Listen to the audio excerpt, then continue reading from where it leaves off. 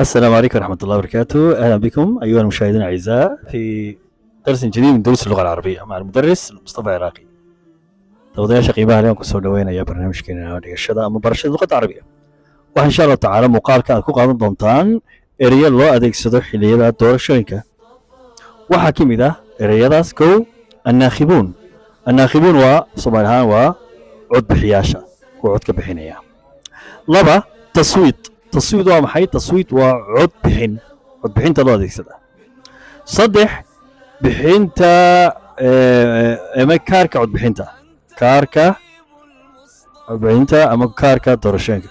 kaarka uu isticmaalo oo adeegsado qofka muwaadinka sidoo codeeyo waa bitaaqatun al-intikhaabiyya. goobta codka lagu bixinayana waxaa la yidhaahdaa almarkazu al-intikhaabiy baa la dhahaa. komishinka doorashooyinka talo maxaa carabiga loo la yiraahdaa? waxaa la yiraahdaa al-mufawdiyatu wal-intikhabaat. guddiga anshaxa doorashooyinka maxaa afcaal ahaan la yiraahdaa? waxaa lajnat al-indibaat fi mufawdiyati al-intikhabaat aw lajnat al-indibaat. waa guddiga anshaxa.